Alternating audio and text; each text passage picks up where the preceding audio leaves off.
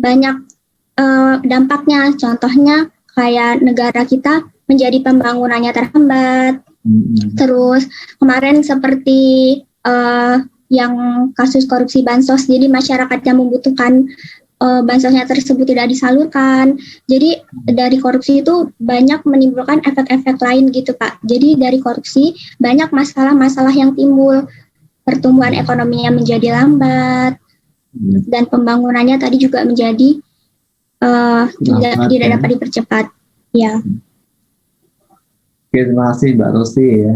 Bagus sekali. Jadi kita lihat dampak dari korupsi itu sangat besar ya. Tadi sudah disebutkan oleh Mbak Rosi dampaknya ya. Terima kasih Mbak Rosi. Sekarang yang kedua, ini siapa yang milih penegakan hukum yang berkeadilan menjadi paling dominan? Silakan. Itu Pak. Kalau yang nomor satunya di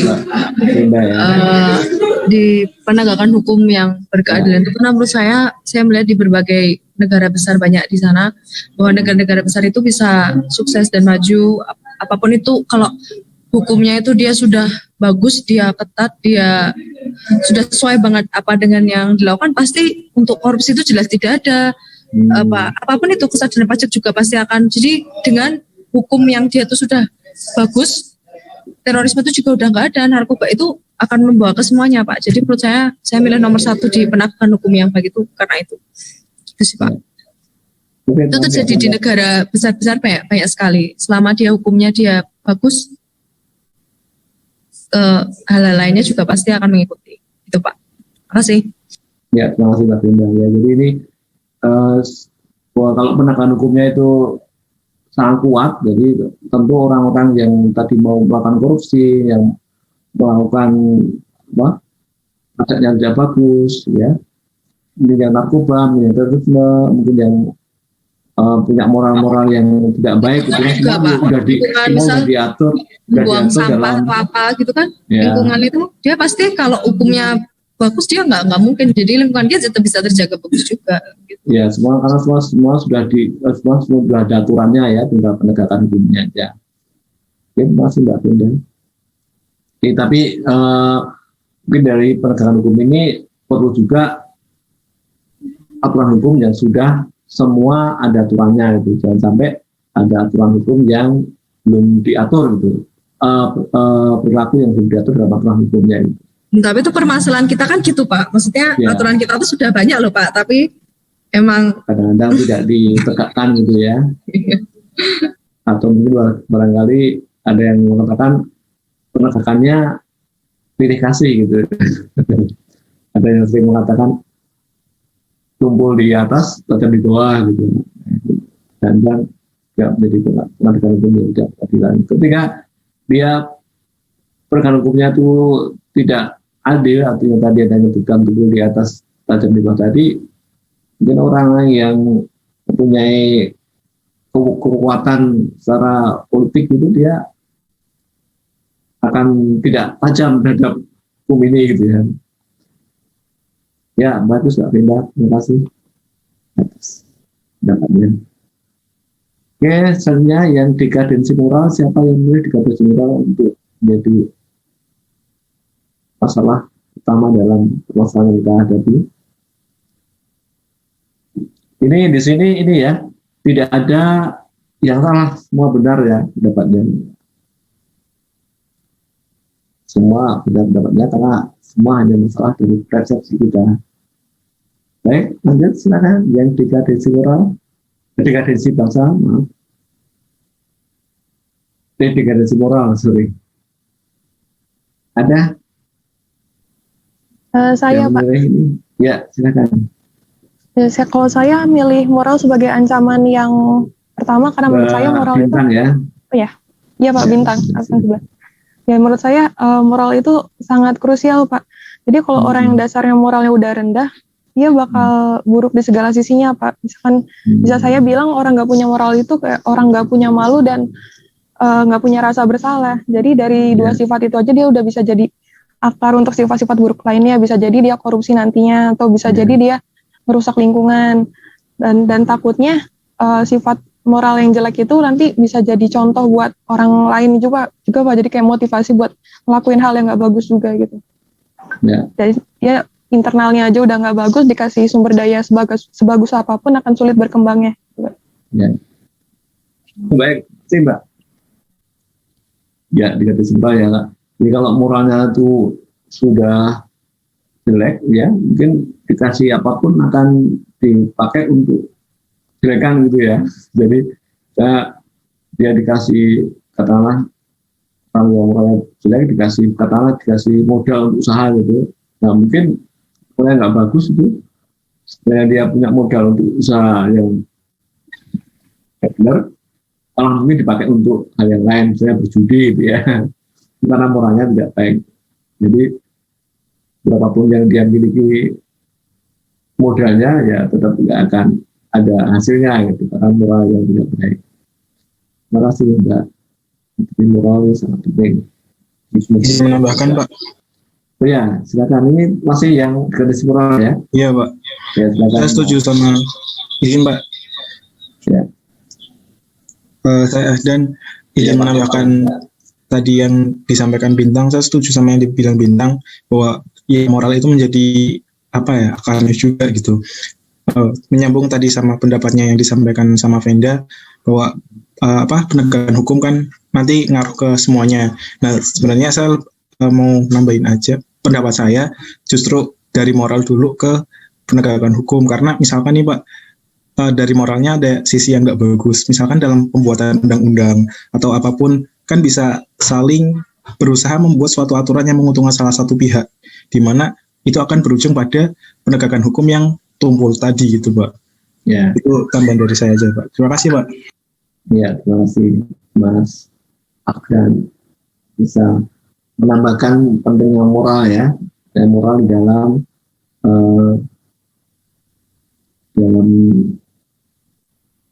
masalah yang di Indonesia itu yang akan menyebabkan negara kita tidak maju-maju gitu ya. Nah tadi itu kalau moralnya tidak bagus, kemudian dia mendapatkan kesempatan untuk membuat undang-undang atau peraturan, nah nanti undang-undang peraturan tersebut juga akan diselewengkan ya, dipakai untuk kepentingan diri sendiri. Terima kasih Mas. Ya kita lanjut ya, yang keempat ini disintegrasi bangsa. Siapa yang memilih disintegrasi bangsa? Ini faktor yang kemudian atau permasalahan yang dominan ada, atau mungkin meletakkan disintegrasi dalam posisi yang kedua ini.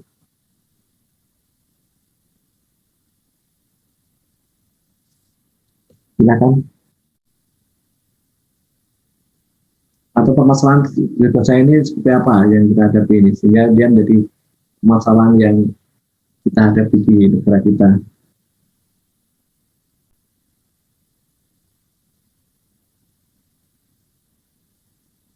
Kalau tidak ada, mungkin saya memakai ini ya, memakai roda perundungan ya.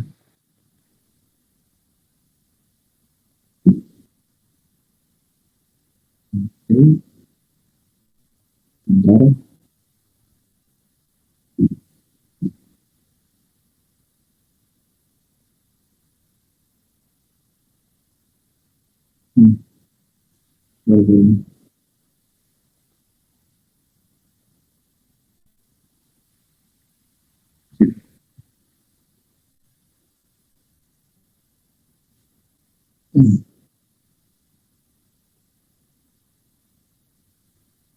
Oh ya.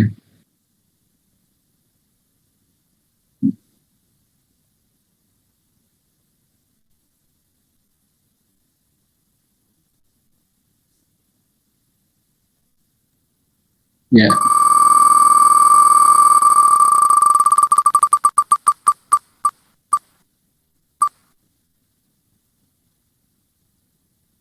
Ya itu Mbak Sana Nuri Fitrina, silahkan dapatnya Mbak terkait dengan Yang ke ini, yang ke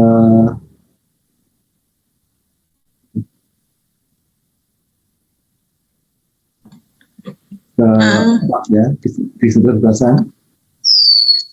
Tadi saya nggak milih itu sih Pak.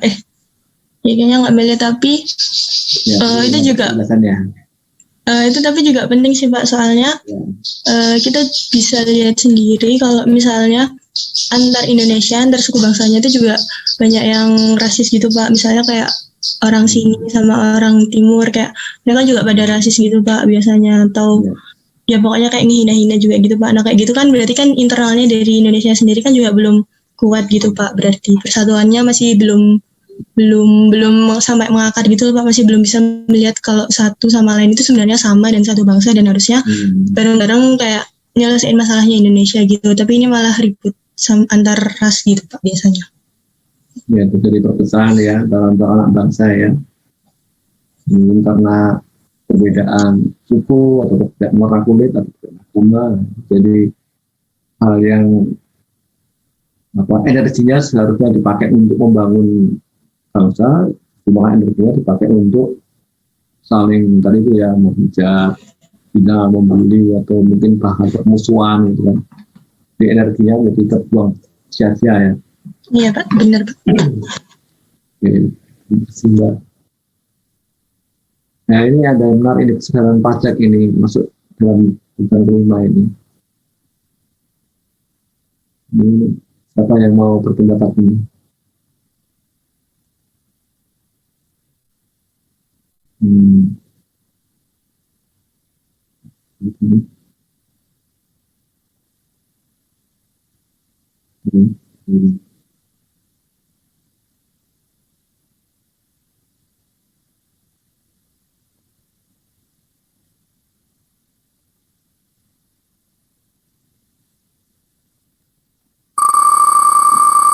Satu lagi.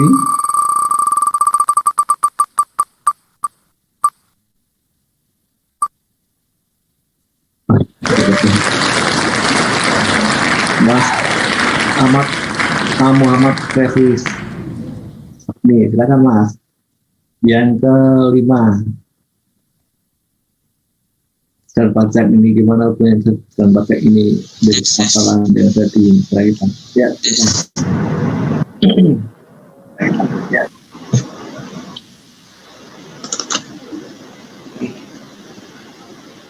Ya Mas. Kesadaran pajak. Ini nggak bisa di suara saya terdengar kameranya, kedengaran. Ini kameranya belum bisa nyala ya. Oh iya Pak, tunggu dulu. Ya.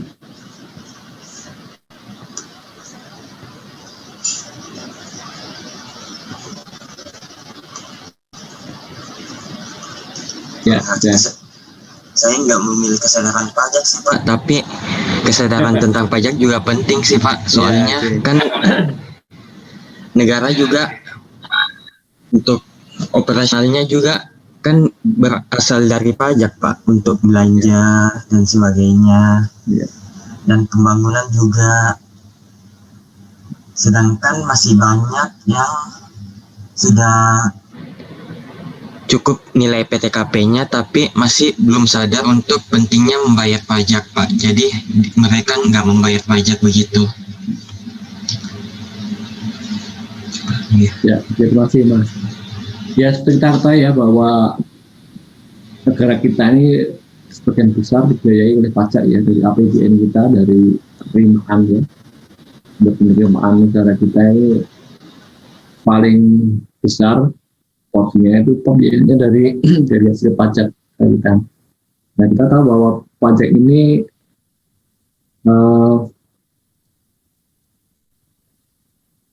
sebagai salah satu sarana untuk mensejahterakan seluruh atau membuat men-share atau membagi-bagi atau jadi supaya kekayaan itu tidak ditumpuk dalam satu orang saja ya. Jadi ini lebih pada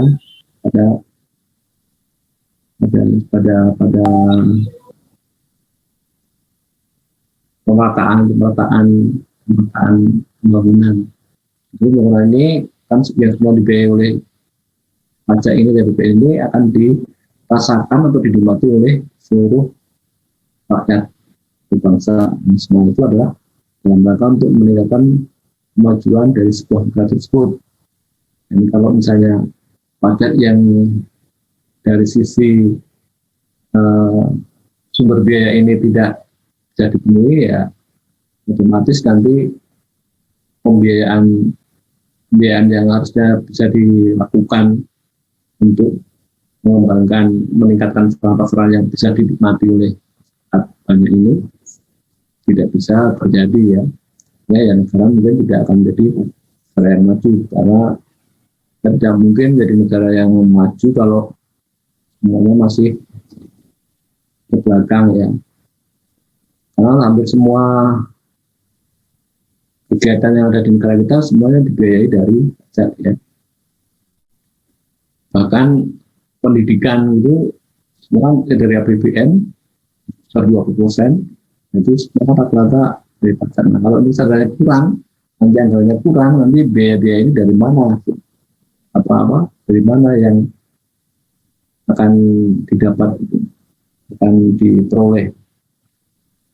Tidak ada, dan dari pajak. Ini juga masuk menjadi masalah yang penting untuk menuju pada negara yang menuju. Oke. Masa itu aja 5 itu yang penting, yang lainnya nanti silakan Anda cari sendiri. Tentang lingkungan, narkoba, dan terorisme ini mempengaruhi menjadi masalah yang besar bagi bangsa kita untuk menuju negara yang maju. Ini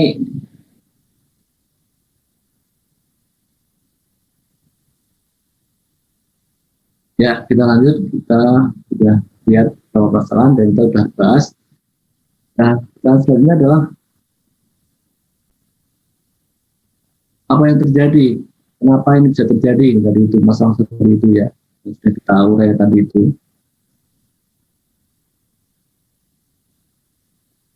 Kenapa itu bisa terjadi ya? Nah, ini ternyata semua itu terjadi karena nilai-nilai dari Pancasila mulai luntur atau tergerus.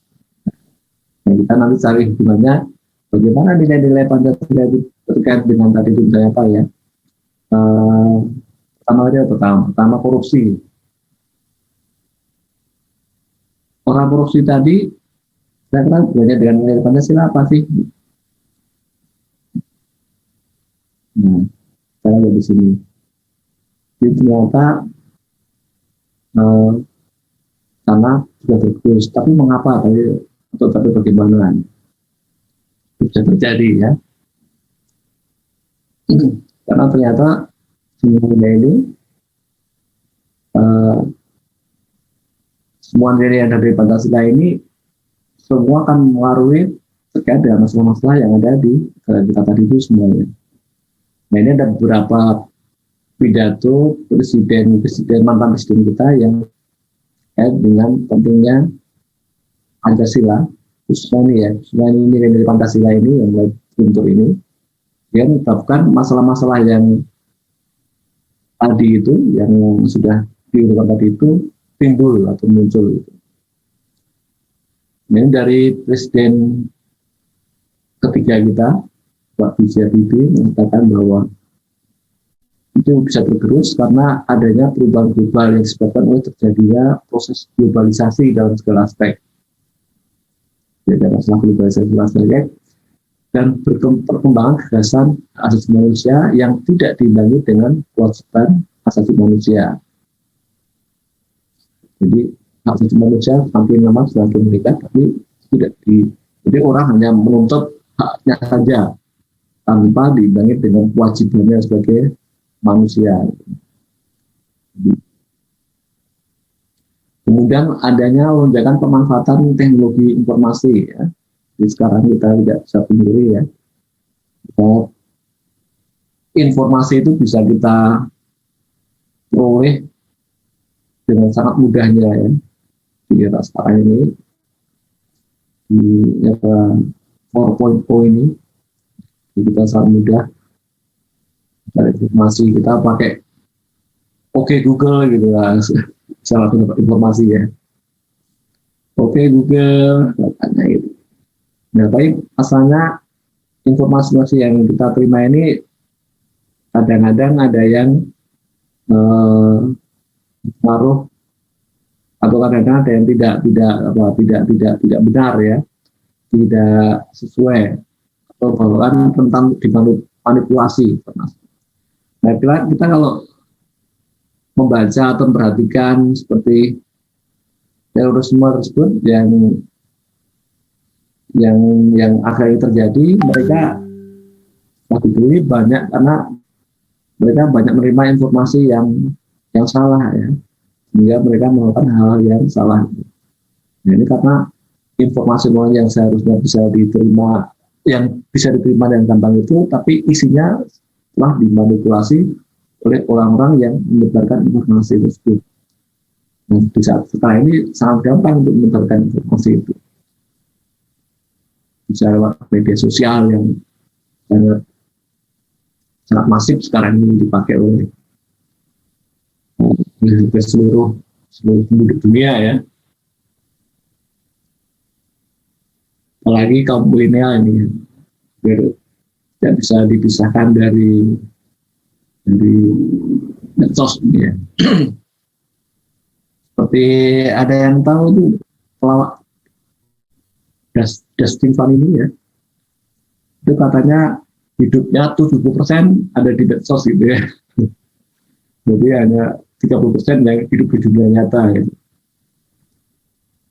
Itu kata Dustin Vanini. Nah itu makanya dari Pancasila tadi bisa tergerus. Kemudian dari presiden kita yang kelima ya, Megawati, itu sejak turun 13 tahun reformasi itu menunjukkan bahwa kealpaan kita terhadap dokumen penting sebagai rujukan Pancasila dalam proses ketatanegaraan kita ya. Bukan Pancasila yang bersifat tunjangan, tapi bagaimana referensi Pancasila yang membumi ya. Jadi Pancasila ini dirasakan hanya ada di tataran ya, di dalam sebuah dokumen penting saja, tapi tidak dijadikan sebagai sesuatu yang dilakukan ya. Jadi Pancasila tidak dijadikan referensi yang dilakukan dalam kehidupan sehari-hari, atau referensi Pancasila yang membumi ya istilahnya itu. Dia hanya sebatas ada Pancasila itu, tapi kita tidak pernah menganggap bahwa Pancasila itu harus kita lakukan gitu. Kita percaya itu ada gitu. Jadi hanya bacaan saja gitu ya. Kemudian dari Bapak SBY ini Presiden ke-6, dia ada mengatakan, saya mengingatkan kembali bahwa Pancasila bukanlah doktrin yang dogmatis, tapi adalah sebuah living ideologi, sebuah walking ideologi. Sebagai ideologi yang hidup dan terbuka, Pancasila akan mampu melintasi dimensi dan waktu. Ya. Jadi ini hampir sama dengan di Mega ya, bahwa Pancasila itu bukan sesuatu yang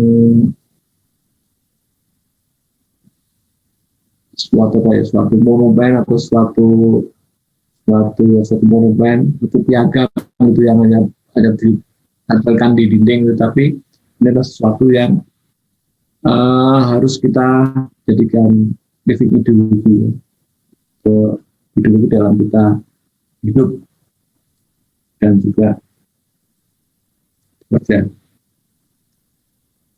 Nah ini beberapa pendapat dari teman-teman kita yang mengatakan bahwa Pancasila ini mulai tergerus untuk tidak kita laksanakan lagi ya. Kita mulai alpa untuk kembali mengamalkan atau menanamkan nilai-nilai Pancasila di dalam kehidupan kita sehari-hari.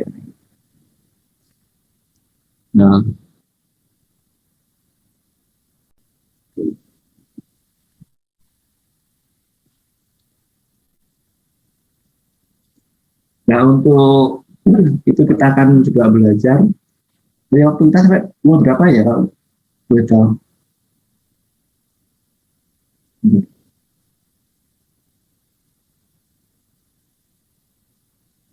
Sampai berapa? Umur berapa?